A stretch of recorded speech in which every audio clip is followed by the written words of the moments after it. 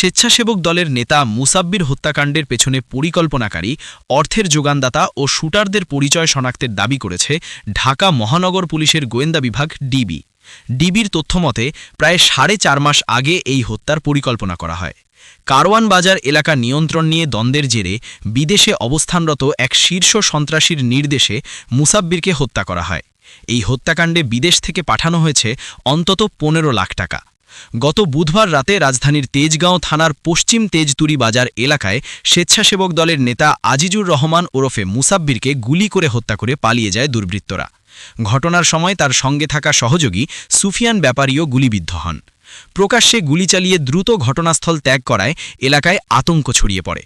এই হত্যাকাণ্ডের পেছনে দেশের বাইরে অবস্থানরত এক শীর্ষ সন্ত্রাসীর সম্পৃক্ততার তথ্য পাওয়ার কথা বলছেন তদন্ত কর্মকর্তারা। তারা বলছেন, ওই শীর্ষ সন্ত্রাসী 2024 সালের 5 আগস্ট আওয়ামী লীগ সরকারের পতনের পর কারাগার থেকে মুক্তি পান। তদন্ত কর্মকর্তারা বলছেন, কারওয়ান বাজার এলাকায় নিয়ন্ত্রণ নিয়ে 4.5 মাস আগেই তাকে হত্যার পরিকল্পনা করা হয়। ওই শীর্ষ সন্ত্রাসীর নির্দেশে তাকে হত্যা করার জন্য বিল্লাল ও জাহিদুল নামের দুজন ব্যক্তিকে ভাড়া করা হয়। এরপর বিল্লাল শুটারদের ভাড়া করেন। চুক্তি অনুযায়ী হত্যার পর শুটার জিন্নাতকে 3 থেকে 4 লাখ টাকা ও একটি মোটরসাইকেল কিনে দেওয়ার কথা ছিল, আর হত্যাকাণ্ডের সমন্বয়কারী বিল্লালকে 12 থেকে 15 লাখ টাকার নগদ দেওয়ার পাশাপাশি ঘটনার পরবর্তী মামলার সব খরচ চালানো হবে বলে বলা হয়েছিল। তদন্ত সংশ্লিষ্টরা বলছেন, কয়েকদিন ধরেই মুসাব্বিরের গতিবিধি নজরদারিতে রাখছিলেন তারা। 2 দিন আগেও একবার তাকে বাঘে পেয়েছিলেন, তবে তখন গুলি করতে না পারায় পরিকল্পনা বদলানো হয়। এরপর বুধবার তাকে হত্যার পরপরই শুটাররা ঘটনাস্থল থেকে সরে গিয়ে মহাখালীর একটি মাঠে যান। সেখানে গিয়ে তারা হত্যাকাণ্ডে ব্যবহৃত অস্ত্র লুকিয়ে রাখেন বলে তদন্তে জানতে পেরেছে পুলিশ। এরপর সেখান থেকেই তারা ফোনে তাদের নির্দেশদাতা জাহিদুল নামের একজনকে গুলি করার বিষয়টি নিশ্চিত করেন। ঘটনার পরপরই শুটারদের নিরাপদে সরিয়ে নেয়ার উদ্যোগ নেওয়া হয়। আব্দুর রহিমকে এলাকা ছেড়ে পালিয়ে যেতে বলেন তার ভাই বিল্লাল। এ সময় তাকে কিছু টাকাও দেয়া হয়।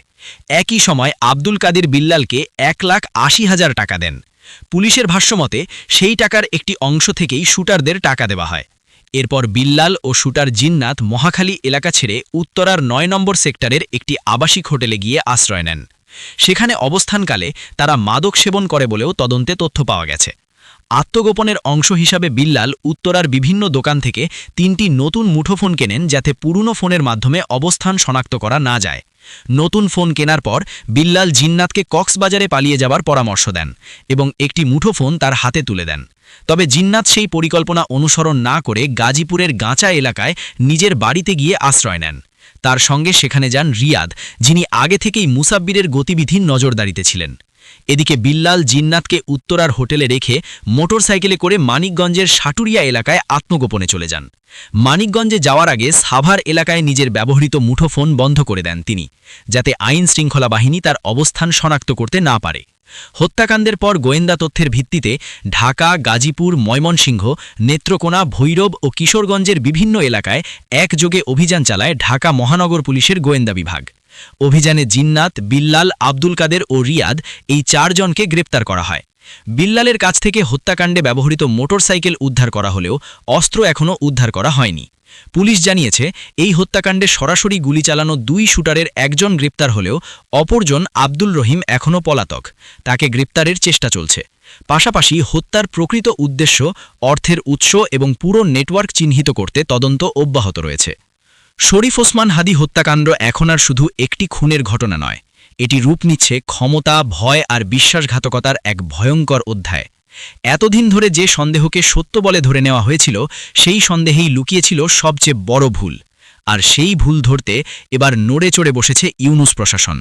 প্রথমবারের মতো প্রশাসনের হাত গিয়ে পড়েছে ঠিক সেই জায়গায় যেখানে এতদিন কেউ আলো ফেলেনি। রাজনৈতিক অন্দরমহলে শুরু হয়েছে চাপা উত্তেজনা। ইউনূস ও ওয়াকার উজ্জামানের মধ্যকার সম্পর্ক নিয়ে চলছে ভাঙনের খেলা, যার ঢেউ গিয়ে লাগছে হাদি হত্যাকাণ্ডের তদন্তে।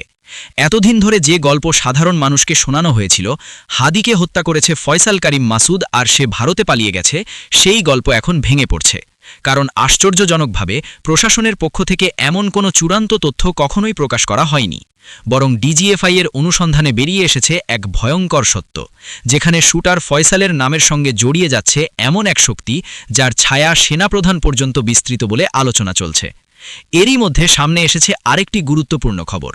তদন্ত সংশ্লিষ্ট একাধিক সূত্র বলছে, হাদি হত্যার পেছনে এমন একজনের হাত রয়েছে যার কারণে শুটারকে জীবিত পাওয়া প্রায় অসম্ভব। কারণ ফয়সাল যদি বেঁচে থাকে তাহলে ভাঁস হয়ে যেতে পারে সেই নাম যে দাবার বোর্ডে বসে পুরো খেলাটা চালিয়েছে, সেই মাস্টারমাইন্ড যার পরিচয় সামনে এলে কেঁপে উঠবে অনেক শক্ত ভিত। সবচেয়ে বড় প্রশ্ন হলো, এখানে ওসমান হাদির সঙ্গে সেই অদৃশ্য শক্তির সম্পর্কটা কী ছিল? কি এমন জানতেন হাদি যার কারণে তাকে দুনিয়া থেকে সরিয়ে দেওয়াই একমাত্র সমাধান হয়ে দাঁড়িয়েছিল? সবকিছুর আদ্যপ্রান্ত নিয়ে আমাদের আজকের এই বিশেষ আয়োজন, তাই সম্পূর্ণ ভিডিওটি না টেনে শেষ পর্যন্ত দেখার অনুরোধ রইল, কেননা শেষে রয়েছে এই হত্যাকাণ্ডের সাথে জড়িত আসল মাস্টারমাইন্ডের নাম।